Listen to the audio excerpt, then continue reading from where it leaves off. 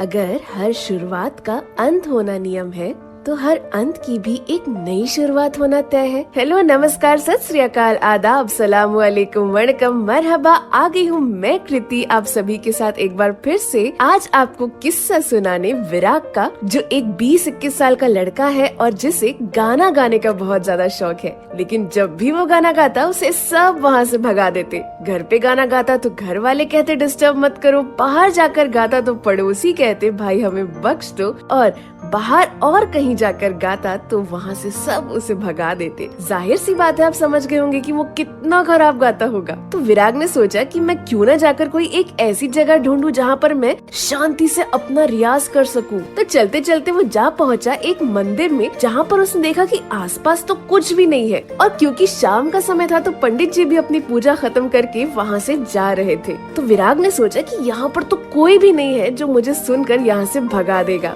यही सोचकर विराग आराम से मंदिर में अपनी आंखें बंद करके बैठकर अपना रियाज करने लगा गाने का। कुछ समय बाद जब उसने अपनी आंख खोली तो देखा कि बहुत अंधेरा हो चुका था। उसने सोचा कि अब तो घर चलना चाहिए, और घर जाकर के वो आराम से बहुत पीसफुली उस दिन सोया, क्योंकि उसे लग रहा था कि आज तो मैंने दिल खोल के बहुत शांति से अपना रियाज किया है। वहीं दूसरी ओर अगले दिन जब पुजारी जी मंदिर में आकर अपनी पूजा करने लगे तो देखा कि ये क्या, गणपति जी जो है वो अपने कानों पर अपने हाथ रख के बैठे हुए हैं। उन्हें लगा कि क्या हो गया। उन्होंने कितनी सारी पूजाएं की, बहुत अनुष्ठान किए, तब भी गणपति जी के कानों से उनके हाथ नहीं हटे। अब पंडित जी की जो टेंशन है वो बहुत बढ़ती जा रही थी, क्योंकि उस शहर के बहुत बड़े मंत्री और उनके चेले उस दिन वहाँ पर पूजा करने के लिए आने वाले थे। उन्हें लगा कि गणपति जी ठीक नहीं हुए तो मंत्री जी तो सारा शहर सर पर उठा लेंगे, और मेरा तो क्या होगा, वो तो भगवान भरोसे। वो ये सोच ही रहे थे कि मंत्री जी जो है अपने चेलों के साथ वहाँ पर आ धमके। अब मंत्री जी बिना कुछ देखे आंखें बंद करके बड़ी श्रद्धा से अपनी पूजा करने लगे,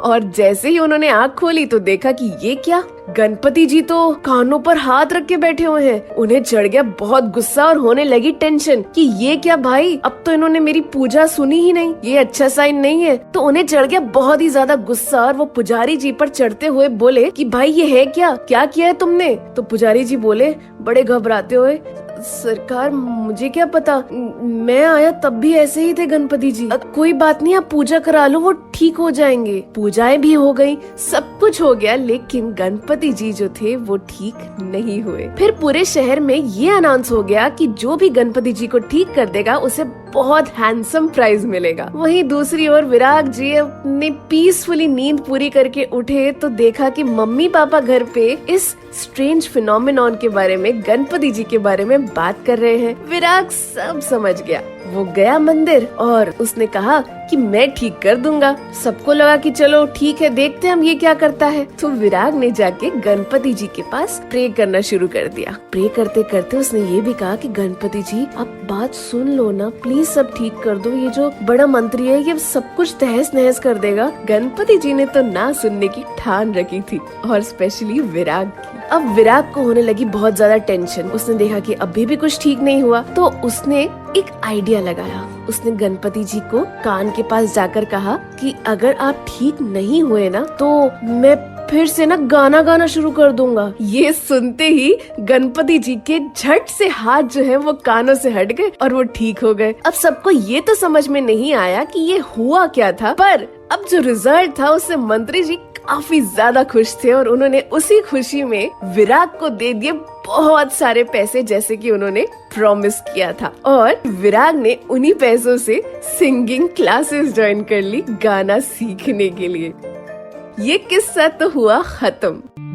लेकिन अक्सर हमारी जिंदगी में भी तो यही होता है ना, जहाँ पर हम एक सिचुएशन में आके इतना ज्यादा स्टक हो जाते हैं, जहाँ पर हमें लगता है ना तो हम आगे जा सकते हैं और ना ही पीछे, जहाँ पर हम ये सोचने लगते हैं कि इससे ज्यादा तो हमारे साथ कुछ और बुरा नहीं हो सकता। लेकिन उस डेड एंड में भी कभी कभी हमारे लिए एक नया मोड़ आ जाता है, जहाँ पर हम एक कोई ऐसे रास्ते पर मुड़ जाते हैं जिसमें हमें ये नहीं पता होता कि यहाँ पर कुछ अच्छा होगा या नहीं। विराट की जिंदगी में भी तो यही हुआ था ना, जहाँ पर पूरी दुनिया ने, यहाँ तक कि उसके घर वालों तक ने उसके लिए एक डेड एंड बना दिया था। गणपति जी, जिसे हम मानते हैं कि एक मूर्ति है, उन्होंने तक एक डेड एंड बना दिया था ना। लेकिन उस डेड एंड ने विराट को एक नया मोड़ देकर उसे एक नए रास्ते पर डाल दिया। तो हर डेड एंड आपके लिए डेड नहीं होता, वो शायद आपके लिए एक न्यू लाइफ होती है। क्योंकि जिंदगी जो है ना, वो खुद भी सीधी नहीं चलती, तो आपको कैसे सीधे चलने देगी।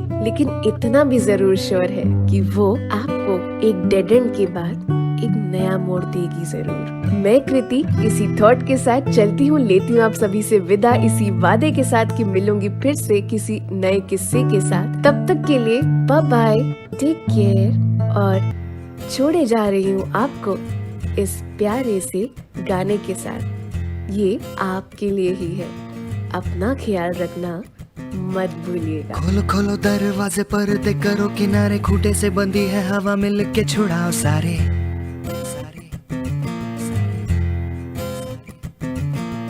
आ जाओ पतंग लेके, अपने ही रंग लेके, आसमां का शाम आना आज हमें है सजाना।